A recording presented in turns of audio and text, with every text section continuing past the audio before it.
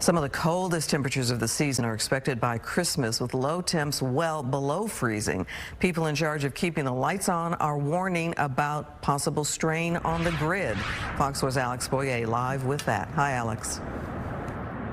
Hi, Clarice. You know, temperatures are expected to tumble into the teens by this time next week. At a PUC meeting today in Austin, an ERCOT representative says the power grid is ready to meet demand.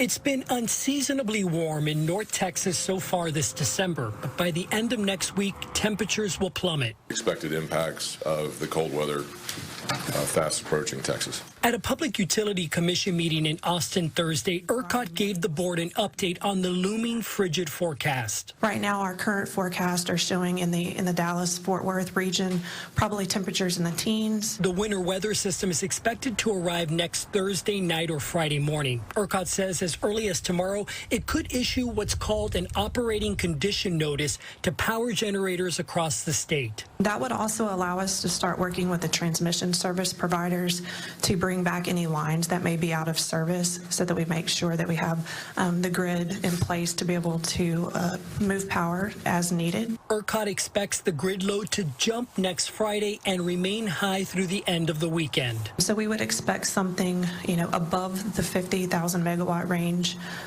as we get into those colder temperatures. When we're looking at it and on the impacts on the electricity system, we really need to look at the entire state. To put things in perspective, Dr. Joshua Rhodes says while the 50,000 megawatt range will be the highest we've seen this month, it's still much lower than the 80,000 megawatts we saw over a string of hot summer months when the grid held steady. So I think we'll be on pretty good footing, although I understand how people might be nervous. What makes Rhodes nervous is the condition of the natural gas lines, which feed the majority of power generation in Texas. ERCOT said by the end of next week, an additional 100 power plants will have been inspected, making sure they're winterized.